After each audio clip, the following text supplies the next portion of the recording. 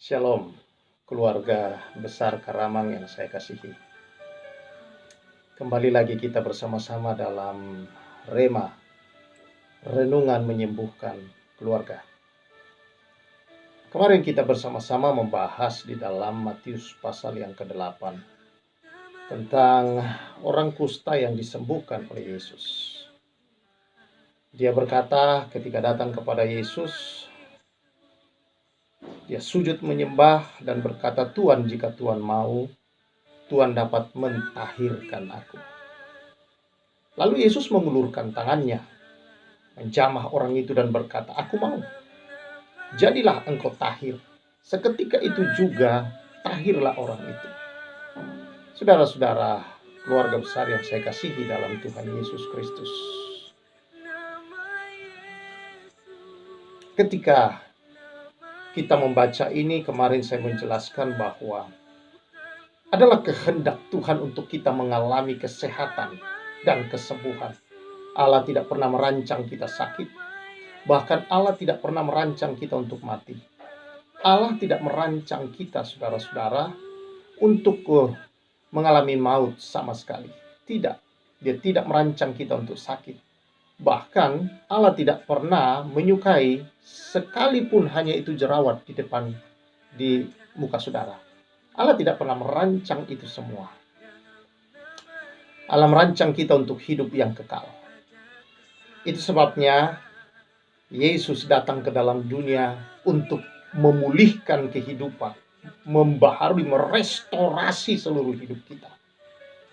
Nah, itulah sebabnya dia berkata di sini, "Aku mau." Bahwa itu hal yang pasti bagi Yesus, karena untuk itulah Yesus datang.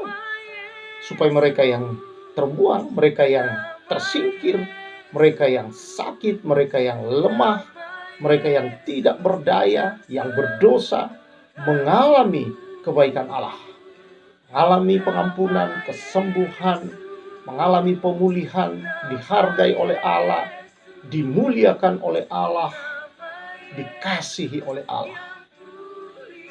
Dan ini hal yang luar biasa yang terjadi pada orang kusta ini, bahwa Tuhan menyentuh dia, menyatakan lebih dalam daripada sekedar mau menyembuhkan tubuhnya. Karena ada penyakit yang jauh lebih dalam di dalam dirinya, yaitu bahwa penyakit ini diakibatkan karena kutuk, dosa, saudara-saudara. Dan itu disentuh oleh Yesus untuk menyatakan kepada dia, saudara, bahwa dia sudah diampuni, dia sudah bebas dari kutuk, karena dia sangat dikasihi. Mengapa, saudara-saudara? Karena tidak ada yang boleh menyentuh orang seperti ini. Tidak ada yang boleh menyentuh. Karena orang yang menyentuh akan tertular. Saudara-saudara, bahkan walaupun tidak muncul kusta di tubuh orang itu, kalau dia menyentuh, maka dia dinyatakan najis. Najis dalam arti dia menjadi sama keadaannya dengan orang itu. Nah, inilah yang terjadi, saudara-saudara, di dalam Tuhan Yesus Kristus kalau menyentuh. Nah, saudara yang saya kasih, tapi Yesus menyentuh dia. Ini menyembuhkan bukan hanya tubuhnya, tapi menyembuhkan jiwa orang itu, menyembuhkan seluruh keberadaan mental orang itu. Karena sebenarnya itulah yang dia butuhkan. Dia merasa diterima, dia merasa bahwa dia berharga, dia merasa bahwa dia adalah orang yang memiliki nilai dalam hidup ini. Dia berguna bagi orang lain. Dan inilah yang dilakukan oleh Yesus. Hal yang sama yang dilakukan Yesus dengan memberikan nyawanya di atas kayu salib adalah membuat saudara tahu bahwa saudara sangat dikasihi lebih dari apapun. Bahwa saudara begitu berharga di dalam hati Tuhan. Saudara permata hati Tuhan. Saudara mulia. Saudara dilayakkan dengan jalan kematian Kristus datang menyentuh kehidupan Anda. Dengan dia mengambil rupa menjadi tubuh daging seperti kita, adalah untuk menyatakan kepada kita, saudara-saudara, bahwa dia menanggung semua kesalahan, dosa, dan semua kelemahan, penyakit, derita kita. Merasa kita dibuang, semua hal-hal yang tidak baik sudah diambil dalam tubuhnya. Dan dia memberikan kesembuhan atas kehidupan kita. Nah, saudara yang saya kasihi di dalam Tuhan Yesus, hal yang lain yang luar biasa di sini yang bisa kita lihat. Seharusnya tidak boleh menyentuh. Seharusnya saudara, bahkan tempat dia duduk, apapun yang dipegang orang itu kalau disentuh saudara-saudara, maka kita dinyatakan najis dalam arti dinyatakan sama keadaan dengan orang kusta itu. Namun saudara-saudara, dengan Yesus menyentuh dia, Yesus ingin membuka mata orang-orang di sekelilingnya bahwa di bawah hukum Taurat memang ini hal yang tidak boleh dilakukan. Tapi dia datang untuk menggenapi hukum itu. Dan dia membawa satu perjanjian baru yang dimeteraikan oleh darahnya sendiri. Yaitu hukum kasih karunia. Di bawah hukum Taurat setiap orang bisa najis, setiap orang akan tertular. Tetapi saudara-saudara, di bawah hukum kasih karunia kita bukan tertular, tetapi justru kita menularkan kekudusan. Kita bukan tertular kenajisan, tetapi kita bisa menularkan kekudusan. Allah menularkan kekudusannya kepada kenajisan orang kusta ini dan dia sembuh. Itulah yang terjadi di bawah kasih karunia Tuhan. Bahwa kekudusan Allah di dalam kita yang telah menguduskan kita saudara, dapat ditularkan kepada setiap orang dalam hidup. Di dalam kekudusan itulah kuasa Allah berkarya, menyembuhkan, memulihkan hati orang. Kekudusan Allah memulihkan yang merasa terbuang. Kekudusan Allah itulah saudara yang membaharui hati orang. Kekudusan Allah itulah yang membuat dosa itu dihapus. Kekudusan Allah itulah membuat segala akibat dari dosa itu dilenyapkan, dihapus saudara. Dan di bawah kekudusan Allah inilah kita dilayak, kita diterima, kita benar.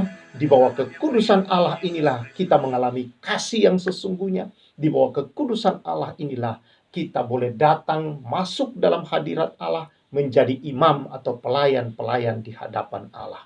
Puji Tuhan, ini satu hal yang luar biasa buat kita.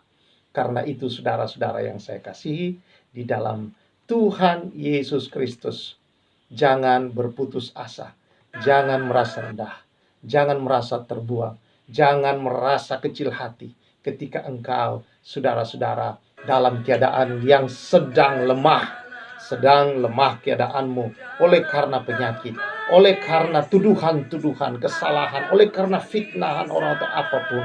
Kristus di pihak saudara. Dia berkata, aku mau. Dan dia sudah merentangkan tangan di kayu salib, memberi hidupnya, sehingga kita dikembalikan kepada posisi kita yang seharusnya. Bukan hanya sebagai ciptaan yang serupa dengan gambarnya, tetapi menjadi anak-anak yang sangat dikasihinya. Sebagai anak, maka kita memiliki DNA Kristus di dalam hidup kita. Kita memiliki kehidupannya karena darahnya saudara-saudara yang dicurahkan, diberikan. Kita dilahirkan baru, menerima benih Kristus. Kehidupan darah Kristus ada mengalir di dalam kita. Dan itu kudus, itu benar, itu layak di hadapan Bapa. Itu bernilai mahal harganya saudara, tidak terbandingkan. Puji Tuhan. Itulah keadaan kita. Karena itu, terima kesembuhanmu di dalam dirimu. Engkau sudah disembuhkan. Sebabnya firman Tuhan berkata, oleh bilur-bilurnya aku telah disembuhkan. Dia sendiri telah memikul dosa kita di dalam tubuhnya di kayu salib. Sehingga kita saudara-saudara disembuhkan oleh bilur-bilurnya. Bukan berarti ayat ini berkata bahwa kesembuhan itu hanya kesembuhan jasmani. Tidak. Akibat dari dosa dia sembuhkan seluruhnya. Makanya dikatakan dia memikul dosa kita di dalam tubuhnya di atas kayu salib, supaya kita yang mati terhadap dosa dulu saudara-saudara, sekarang kita hidup bagi Allah. Dan oleh bilur-bilurnya kita telah sembuh. Artinya bilur-bilur Yesus, kematian Kristus itu telah menyembuhkan seluruh hidup kita. Yang harus kita lakukan bukan meminta kesembuhan, tapi bersyukur bahwa kesembuhan sudah kita terima. Itu adalah hak anak-anak Tuhan, adalah roti bagi anak-anak Tuhan. Haleluya, puji Tuhan. Karena itu bersyukur bahwa saudara sudah disembuhkan dalam kesembuhan hati, batin, jiwamu, kesembuhan seluruh segi hidupmu sudah disembuhkan oleh Tuhan Yesus. Mari berdoa. Terima kasih Tuhan, karena oleh bilur-bilur-Mu kami sudah disembuhkan. Demi nama Yesus Kristus, Engkau sudah disembuhkan. Terima dalam nama Yesus, bahwa segala penyakitmu, segala kepahitan hidupmu, segala derita hidupmu, sengsara hidupmu, sudah ditanggung Kristus di dalam tubuhnya di kayu salib. Segala kejahatanmu, segala tuduhan dosa, segala hal yang terburuk dalam hidupmu, sudah diselesaikan Yesus di atas kayu salib, berkata, sudah selesai. Dan itu sebabnya dia berkata, aku mau, dan dia sudah lakukan. Karena itu, jadilah tahir, engkau yang sakit, sembuh sekarang dalam nama Yesus Kristus. Darah Yesus tahirkan engkau. Darah Yesus sembuhkan sekarang. Darah Yesus tahirkan. Penyakit apapun, corona pergi. Darah Yesus hancurkan virus corona. Darah Yesus hancurkan roh jahat, roh kutuk-kutuk nenek moyang, dihancurkan semua oleh darah Yesus Kristus. Dalam nama Yesus.